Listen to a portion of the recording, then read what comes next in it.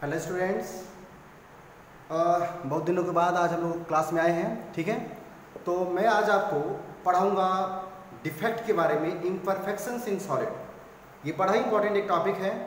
आपको पता है क्लास 12 में डिफेक्ट और इम्परफेक्शंस पर कई सारे क्वेश्चंस बोर्ड में भी पूछे जाते हैं और कॉम्पिटिशन्स में भी पूछे जाते हैं। ठीक है, तो आज का जो ये टॉपिक आप देख पा रहे हैं, मैंने पीछे सब कुछ बना के रखा हुआ है। इम्परफेक्शंस इन सॉलिड के बारे में स्टडी करेंगे। हम डिस्कस करेंगे कि किसी भी क्रिस्टलाइन सॉलिड में जो कि पहले से इतना रेगुलरली अरेंज होता है वो इम्परफेक्ट कैसे हो जाता है, उसमें डिफेक्ट कैसे आ जाते हैं। ठीक है, डिफेक्ट समझिएगा, कभी भी जब भी क्रिस्टलाइन सॉलिड सॉलिडिफाई होता है या क्रिस्टलाइज होता है, मतलब कि कोई भी लिक्विड जब क्रिस्टलाइज होता है या सॉलिडिफाई होता है फ्रॉम इनटू द सॉलिड। ठीक है, लिक्विड जब सॉलिड में कन्वर्ट होता है या गैस जब सॉलिड में कन्वर्ट होता है through the liquid, that is process called crystallization या सॉलिडिफिकेशन। उस प्रोसेस के टाइम पर इन्वायरमेंटल प्रेशर में डिफरेंस होने की वजह से, काइनेटिक एनर्जी या पार्टिकल डिफरेंस होने की वजह से या इम्प्यूरिटीज हो जाने की वजह से, इन सारे फैक्टर की वजह से कई बार क्रिस्टलाइन सॉलिड में डिफेक्ट आ जाता है। वो डिफेक्ट कई तरह का हो सकता है। उस डिफेक्ट के बारे में आज हम सीखेंगे कि कितने तरह का होता है और वो डिफेक्ट आ जाने से प्रॉपर्टी पे क्या क्या डिफरेंसेस आते हैं। पहले आप देखिए, सबसे पहले आप देख पा रहे हैं कि इम्परफेक्शन जो है वो बेसिकली दो तरह का होता है।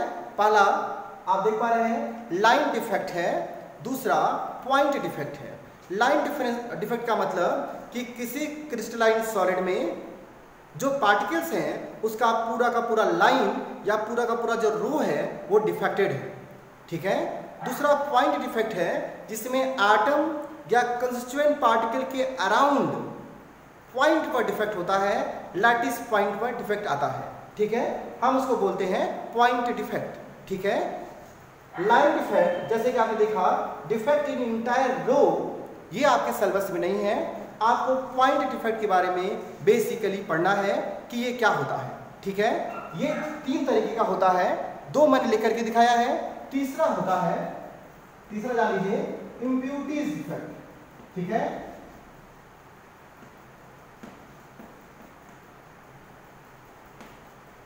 तीसरा होता है impurities defect. Point defect, defect in the around the particle, around the atom या around the lattice point is called point defect। ठीक है, इसमें पार्टिकल एटम सिंगुलरली अपने पोजीशन से डिफेक्टेड हो जाता है, डिसलोकेट कर जाता है, अपने पोजीशन को छोड़ के कहीं और चला जाता है, अपने पोजीशन को छोड़ के लैटिस से बाहर निकल जाता है, या उस पर्टिकुलर पॉइंट के पास या एटम के पास कोई दूसरी इम्प्यूरिटी आ जाती होगी। इसकी वजह से ये डिफेक्ट आता है। ठीक है, आप देखिए, ये डिफेक्ट होता है स्टीरियोकेमेट्रिक डिफेक्ट। मतलब पॉइंट डिफेक्ट को फर्दर क्लासिफाई करेंगे तीन तरीके से, स्टीरियोकेमेट्रिक, नॉन स्टीरियोकेमेट्रिक और तीसरा इम्प्यूरिटीज डिफेक्ट है। स्टीरियोकेमेट्रिक और नॉन स्टीरियोकेमेट्रिक के हिसाब से आप बात करें, स्टीरियोकेमेट्रिक को हम बोलते हैं थर्मोडायनेमिक डिफेक्ट, हम इसको थर्मोडायनेमिक डिफेक्ट भी बोलते हैं। नॉन स्टीरियोकेमेट्रिक को बर्टलॉट डिफेक्ट भी बोला जाता है। ठीक है, ये साइंटिस्ट का नाम था। और इम्प्यूरिटी डिफेक्ट का मतलब कुछ इम्प्यूरिटीज आ गई हैं बाहर से, कुछ दूसरे पार्टिकल लैटिस में ऑक्युपाइड हो गए हैं, उसके बारे में हम लोग चर्चा करेंगे अभी। ठीक है, आप एक छोटी छोटी बातें समझते चलिए। स्टीरियोकेमेट्रिक डिफेक्ट में जो फार्मूला है किसी भी यूनिट सेल का, किसी भी कंपाउंड का जो फार्मूला है, वो फार्मूले का एटम का रेशियो डिस्टर्ब नहीं होगा, फार्मूला डिस्टर्ब नहीं होगा।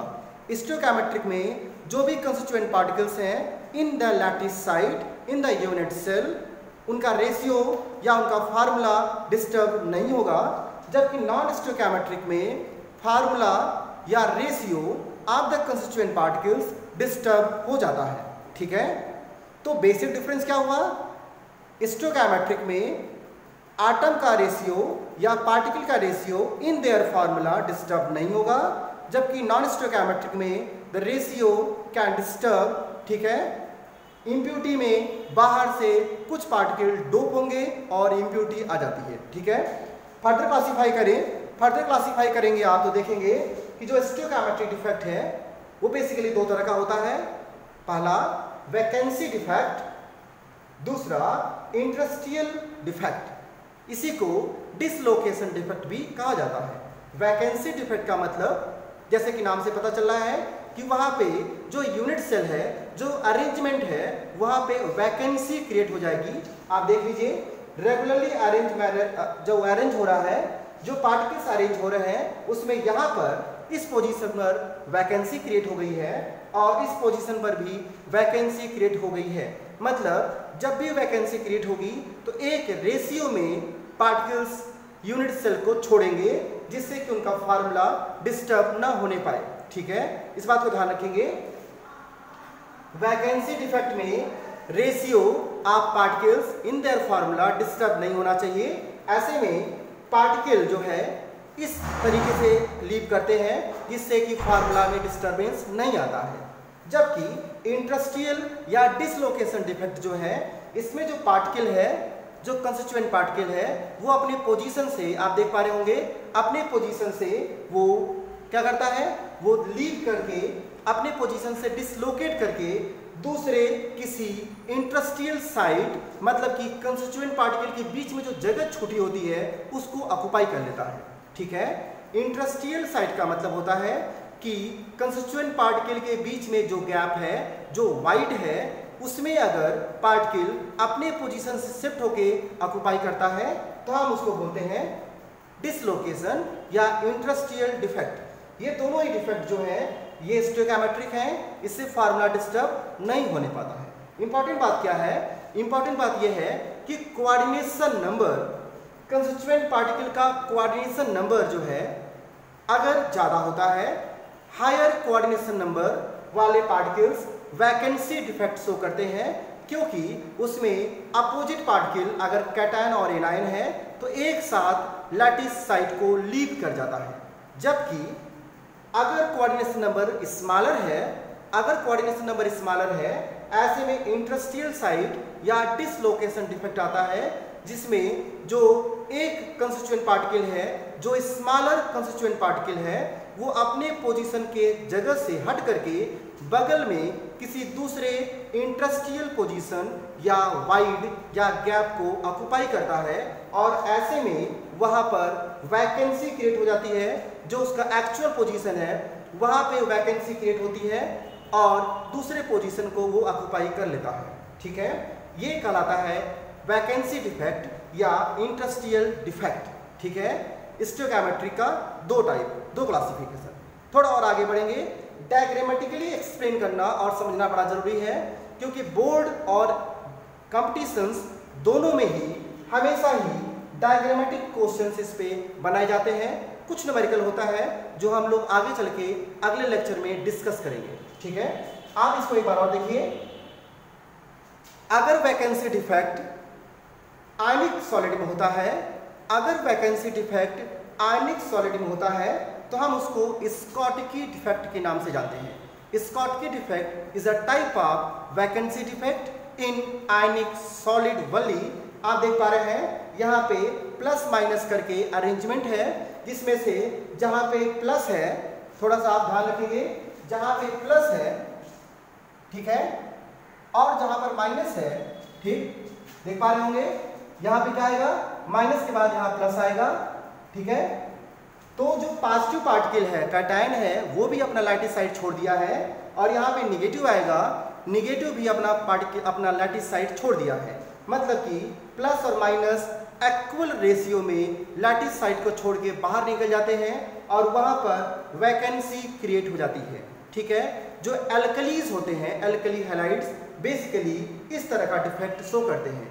एल्कली हैलाइड्स जैसे कि NaCl, KCl, ठीक है, इस तरह के जो एग्जांपल्स हैं, इस तरह का डिफेक्ट शो करते हैं। कैटायन और एनायन इक्वल रेशियो में लैटिस साइड को लीव करता है और वहाँ वैकेंसी क्रिएट हो जाती है।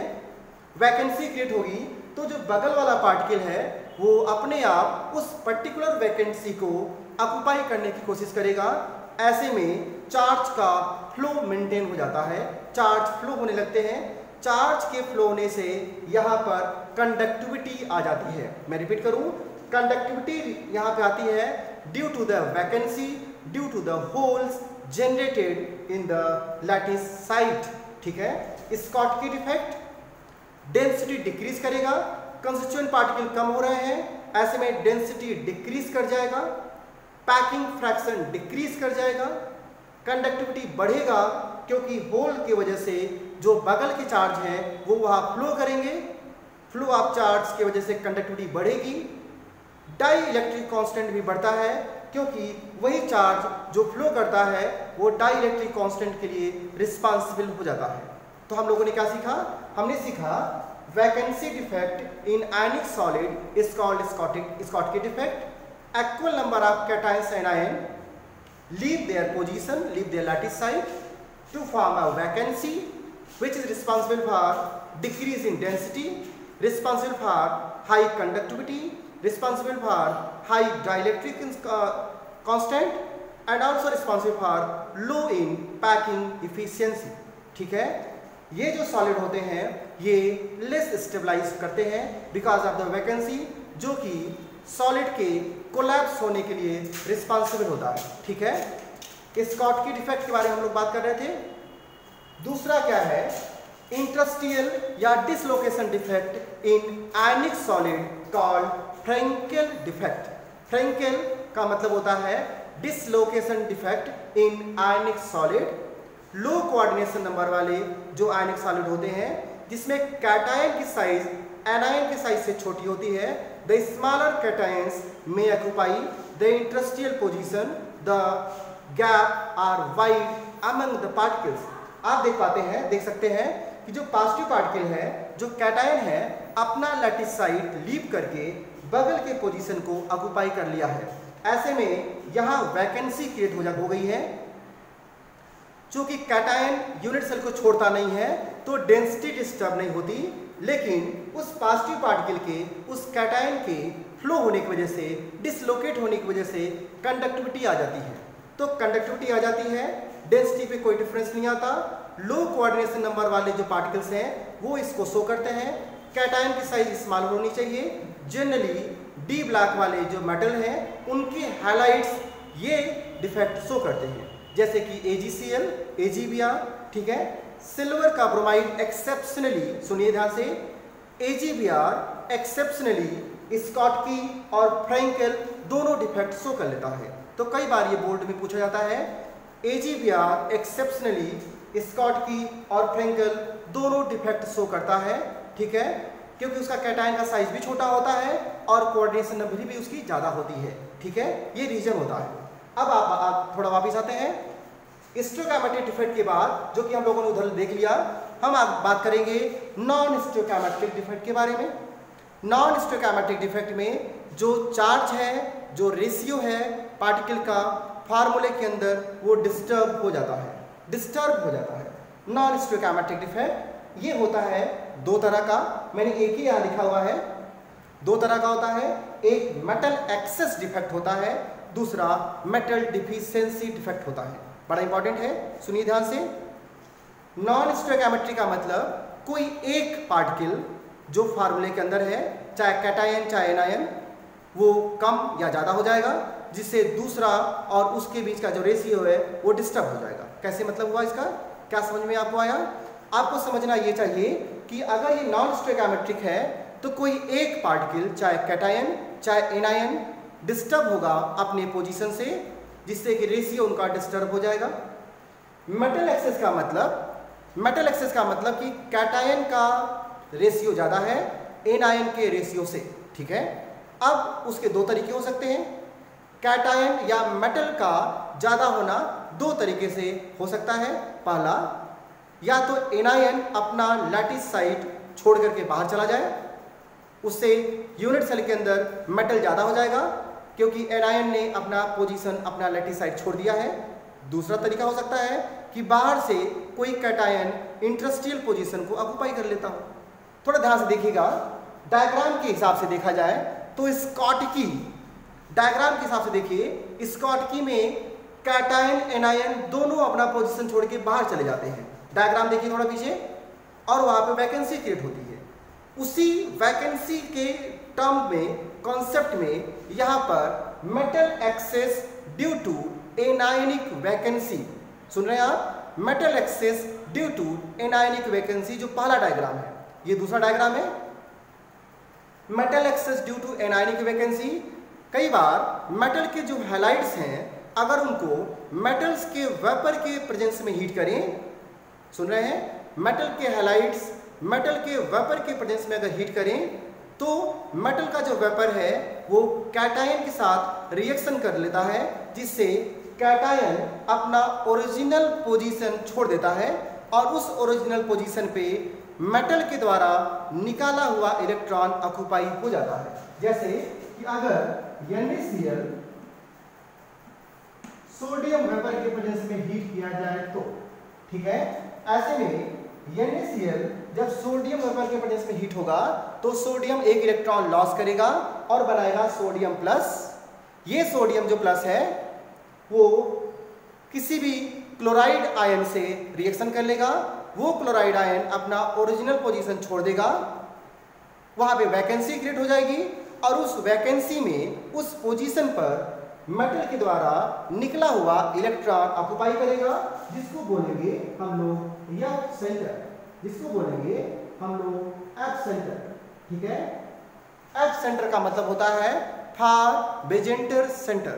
फार बेजेंटर सेंटर का मतलब the centre are position imparting color, ठीक है, due to the occupied of this electron at the position, the whole unit cell, the whole formula, whole compound showing some different color, पहले के अलग, पहले के कंपेयर में कलर उसका बदल जाता है क्योंकि ये इलेक्ट्रॉन कलर के लिए रिस्पॉन्सिबल हो जाता है। ठीक है, और हम इसको बोलते हैं एफ सेंटर, फार बेजेंटर सेंटर। ठीक है, ये इलेक्ट्रॉन मेटल का इलेक्ट्रॉन है जो वो हीट करने पर रिलीज कर देता है। ठीक है, इसको बोलते हैं एफ सेंटर।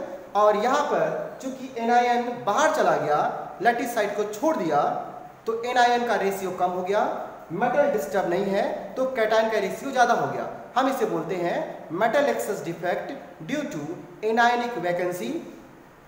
इसमें डेंसिटी डिस्टर्ब होती है, कंडक्टिविटी बढ़ती है, डाइलेक्ट्रिक कांस्टेंट भी बढ़ता है। ठीक है, और कलर भी आता है सॉलिड के अंदर। ये तभी होता है जब एक यूनिट सेल अपने ही एक फार्मूला, अपने ही किसी मेटल के वेपर के प्रेजेंस में हीट किया जाता हो। ठीक है, जैसे NaCl in the presence of sodium, और जो कलर आता है वो होता है येलो कलर। जो कलर आता है वो आता है येलो कलर। उसी तरीके से LiCl in the presence of lithium vapour, KCl in the presence of potassium vapour और RbCl in the presence of rubidium vapour करके metal excess defect due to anionic vacancy show करते हैं। Diagram की बात करें तो metal excess defect due to anionic vacancy Schottky defect से match करता है। आप पहचानेंगे कैसे? स्कॉटकी डिफेक्ट में प्लस और माइनस दोनों का पोजीशन वैकेंट होता है, इसमें सिर्फ माइनस का पोजीशन वैकेंट होता है, साथ में एक इलेक्ट्रॉन भी ऑक्युपाई होता है। तो डायग्राम में आप डिफरेंस करिएगा और क्वेश्चन को समझने की कोशिश करिएगा। दूसरा बात करें, मेटल एक्सेस डिफेक्ट ही है due to interstitial position of cation. इसमें कैटायन इंटरस्टियल पोजीशन को ऑक्युपाई कर लेता है। कई बार ऐसा होता है जैसे कि जिंक ऑक्साइड, जब उसको हीट करते हैं तो Zn+2 electron and plus half O2। ठीक है, आप देख नहीं पा रहे होंगे, ठीक है, थोड़ा उसको देख लीजिए, बड़ा जरूरी है। देखिए, ठीक है, दिख रहा होगा अब आपको। यहां देखिए, जिंक ऑक्साइड को जब हीट करते हैं तो ऑक्सीजन गैसियस फॉर्म होने की वजह से वो लैटिस से लीप कर जाता है। ठीक है, ऐसे में जो जिंक+2 है, मतलब कि जो एक्स्ट्रा कैटायन बचता है वो इंटरस्टियल पोजीशन को ऑक्युपाई करता है और उसके द्वारा निकला हुआ जो इलेक्ट्रॉन है वो उसके नेबरिंग इंटरस्टियल साइड को ऑक्युपाई करता है। मतलब कि कैटायन इंटरस्टियल साइड को ऑक्युपाई करता है और उसका इलेक्ट्रॉन भी इंटरस्टिशियल साइट को ऑक्युपाई करता है, ठीक है। यहाँ भी इलेक्ट्रॉन ऑक्युपाई हुआ है, यहाँ भी इलेक्ट्रॉन ऑक्युपाई हुआ है, लेकिन दोनों में डिफरेंस क्या है, यहाँ पे बिना किसी लैटिस में डिफरेंस के डिफेक्ट के एक्स्ट्रा कैटायन ऑक्युपाई हुआ है, ठीक है। ये देखने में फ्रैंकल डिफेक्ट जैसा दिखता है क्योंकि वहां पर भी कैटायन इंटरस्टिशियल साइट को ऑक्युपाई करता है। डिफरेंस क्या होगा, फ्रैंकल डिफेक्ट में कैटायन अपना पोजीशन डिसलोकेट करके ऑक्युपाई करता है, इसमें कैटायन एक्स्ट्रा बाहर से आके ऑक्युपाई करता है, ठीक है। हम इसको बोलते हैं metal excess defect due to extra cation at interstitial site. Electron है तो कलर इंपार्ट होगा, डेंसिटी इसकी बढ़ जाती है, कंडक्टिविटी बढ़ेगी, डाइलेक्ट्रिक कांस्टेंट बढ़ेगा क्योंकि चार्ज का डिस्टर्बेंस है, ठीक है। ये सारी चीजें समझेंगे। इसमें ये प्रोसेस कब होता है, ये जनरली डी ब्लॉक के जो ऑक्साइड हैं, जो सल्फाइड हैं, वो शो करते हैं, ठीक है। डी ब्लॉक के जो मेटल के ऑक्साइड या सल्फाइड होते हैं वो ये डिफेक्ट शो करते हैं। मेटल एक्सेस में ये पॉसिबिलिटी आती है, ठीक है। नॉन स्टोइकियोमेट्री का ये पॉसिबिलिटी था पहला, मेटल एक्सेस। दूसरा होता है मेटल डिफिशिएंसी डिफेक्ट, जिसका मैंने डायग्राम बनाया नहीं है। मेटल डिफिशिएंसी मैं समझा देता हूं। मेटल डिफिशिएंसी का मतलब होता है कि वो मेटल जो वेरिएबल ऑक्सीडेशन नंबर शो करते हैं, वेरिएबल ऑक्सीडेशन नंबर शो करने की वजह से कई बार उनके दोनों ऑक्सीडेशन नंबर एक साथ एक यूनिट सेल में आ जाते हैं, ठीक है। एक साथ दोनों ऑक्सीडेशन नंबर आ जाते हैं, जिसकी वजह से वहां पर मेटल का डिफिशिएंसी हो जाता है, मेटल की वैकेंसी क्रिएट हो जाती है, ठीक है। मेटल की डिफिशिएंसी या उसकी वैकेंसी क्रिएट हो जाती है। अगर आप कहें तो मैं यहाँ पे डायग्राम उसका दिखा सकता हूँ, देखिए और समझने की कोशिश करिएगा। जैसे मान लीजिए ये प्लस माइनस है, प्लस माइनस, ठीक है, समझ पा रहे हैं आप, माइनस प्लस, प्लस माइनस, ये कुछ तरह का मान लीजिए एक यूनिट सेल है। अब मानिए कि निकेल ऑक्साइड के बारे में बात कर रहे हैं, हम बात कर रहे हैं निकेल ऑक्साइड के बारे में। निकेल जो है वो +2 और +4 दो तरह का ऑक्सीडेशन नंबर शो करता है, जबकि ऑक्सीजन जो होता है वो होता है -2, ठीक है। सुन रहे हैं मेरी बात? निकेल जो है +2 और +4 दो तरह का ऑक्सीडेशन नंबर शो करता है। अब मान लीजिए किसी वजह से, किसी इरेगुलरिटी की वजह से जो पॉजिटिव है, जो एक्चुअली निकेल +2 है, उसने अपना पोजीशन लीव कर दिया और यहां पे क्या हो जाएगा, वैकेंसी हो जाएगी और दूसरी किसी जगह पर निकेल अपना ऑक्सीडेशन नंबर चेंज करके +2 से +4 हो जाता है।